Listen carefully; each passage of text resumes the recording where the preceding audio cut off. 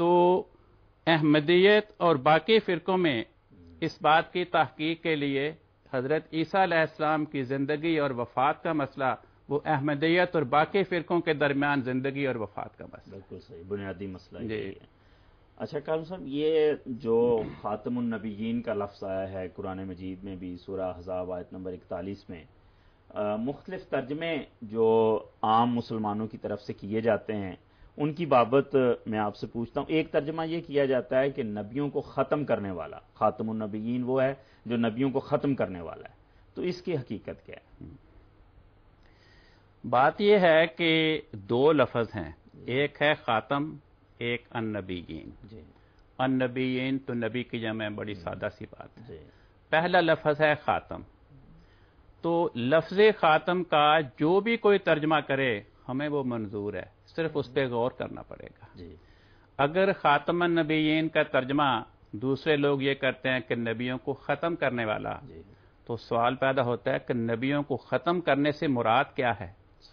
ہر نبی کی دو حیثیتیں ہوتی ہیں، ایک اس کی ذاتی جسمانی حیثیت، ایک اس کی روحانی حیثیت.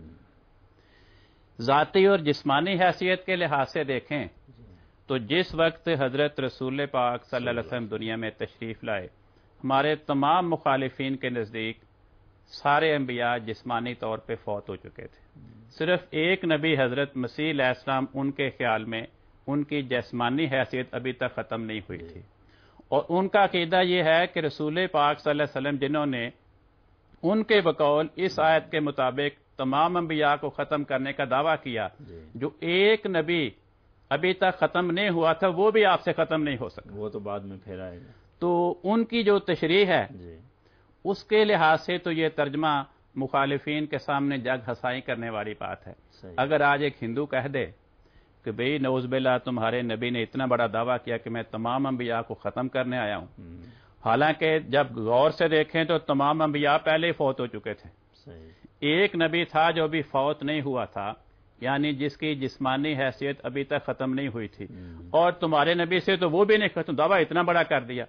تو سوائے ہمارے سامنے شرمندگی کے ہم کوئی اور جواب نہیں دے سکتے. دوسری حیثیت ہوتی ہے نبی کی روحانی حیثیت.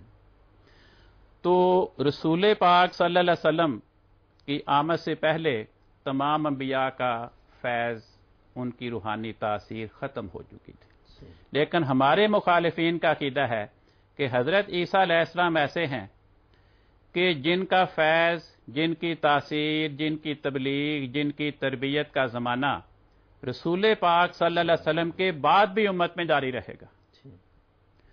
تو اگر ان کی تشریح دیکھیں تو اس کے لحاظ سے رسول پاک صلی اللہ علیہ وسلم کا یہ دعویٰ صرف دعویٰ ہی رہ جاتا ہے، اس کا ثبوت کوئی نہیں رہ جاتا. تو ہمارے نقطۂ نگاہ سے اس کا مطلب یہ ہے کہ حضرت رسول پاک صلی اللہ علیہ وسلم نے آ کے جب دنیا میں آپ تشریف لائے تو آپ نے تمام انبیاء کے دین ختم کر دیے، تمام انبیاء کی روحانی تاثیر اور ان کے فیض کا دروازہ بند کر دیا. چنانچہ قرآن پاک نے اعلان فرمایا وَمَن يَبْتَغِ غَيْرَ الْإِسْلَامِ دِينًا فَلَن يُقْبَلَ مِنْهُ، کہ اے لوگو حضرت محمد مصطفیٰ صلی اللہ علیہ وسلم کے دین اسلام کے علاوہ جو شخص کسی اور نبی کے دین کی تلاش کرے گا وہ خدا کی بارگاہ میں قبول نہیں ہوگا. وہ ہوا فی الآخرۃ من الخاسرین، وہ گھاٹا پانے والوں میں ہوگا. تو آپ نے پہلے تمام انبیاء کے فیض کو ختم کیا اور اپنے فیض کے دریا کے جاری ہونے کا اعلان کر دیا. فرمایا کل ان کنتم تحبون اللہ، اے نبی تو اعلان کر دے کہ اگر تم خدا کی محبت چاہتے ہو فاتبعونی، میری پیروی کرو، یحببکم اللہ، تم خدا کے محبوب بن جاؤ گے. اور آگے لمبی تفصیل ہے، قرآن کریم کہتا ہے کہ حضرت محمد مصطفیٰ صلی اللہ علیہ وسلم کی پیروی کے نتیجے میں جو انسان محبوب خدا بنیں گے ان میں سے کوئی صالح بنے گا، کوئی شہید بنے گا، کوئی صدیق بنے گا، کوئی نبی بنے گا. تو یہ ہے مفہوم کہ آپ نے تمام انبیاء کے فیض کو ختم کر دیا، تمام انبیاء کی شریعتیں، ان کے دینوں کو ختم کر دی. درست ہے، اور حضور کا دین اور حضور کی شریعت وہ جاری رہے.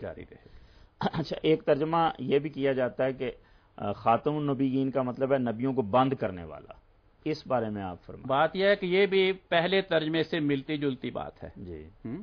اب دیکھنے والی بات یہ ہے کہ یہ ترجمہ ہمارے مخالفین کے اپنے عقیدے کے مخالف ہے. جی. ایک طرف وہ یہ کہتے ہیں کہ خاتم النبیین کا معنی یہ ہے کہ آپ نے تمام انبیاء کو بند کر دیا. جی. اب کیا بند کر دیا؟ جبکہ ان کا اپنا عقیدہ ہے کہ حضرت عیسیٰ علیہ السلام آسمان پہ زندہ ہیں اور وہ آخری زمانے میں آئیں گے، پوری دنیا کو تبلیغ کریں گے، پوری دنیا ان کے ہاتھ پہ فیض پائے گی، ان کے وجود سے وہ روحانی تاثیرات پائیں گے. تو بند کیا کیا؟ بند تو نہ ہوا. بند تو نہیں ہوا.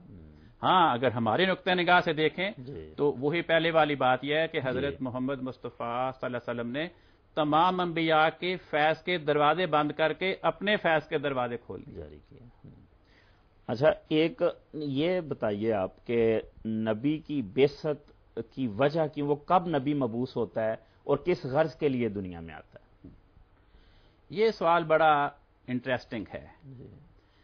اگر ہم یہ مانیں کہ خاتم النبیین کا مطلب یہ ہے کہ نبیوں کا آنا بند ہو گیا، اب کوئی نبی نہیں آئے گا، تو سوال پیدا ہوتا ہے کہ کیا وہ اسباب وہ بھی بند ہو گئے جن کے نتیجے میں نبی کی بعثت ہوا کرتی ہے؟ صحیح. کیا وہ وجوہات، وہ خرابیاں، ان فتنوں کا دروازہ بھی بند ہو گیا جن کے نتیجے میں نبی کی بعثت ہوتی ہے؟ یہ سوال قابل غور ہے. کیونکہ یہ نہیں ہو سکتا کہ اللہ تعالی نبیوں کا آنا تو بند کر دے، لیکن نبیوں کے آنے کے جو اسباب اور وجوہات ہیں ان کا دروازہ بند نہ کرے. یعنی فتنوں کا دروازہ کھلا رہے، فتنوں کا علاج کرنے والوں کا دروازہ بند کر دے، روحانی امراض کا دروازہ کھلا رہے، روحانی امراض کا علاج کرنے والے اطباء کا دروازہ بند کر دے. قرآن کریم نے اس بات پہ بڑا زور دیا. قرآن کریم کی ہر سورت کی پہلی آیت یہ ہے بسم اللہ الرحمن الرحیم، اللہ کے نام کے ساتھ جو رحمان اور رحیم ہے.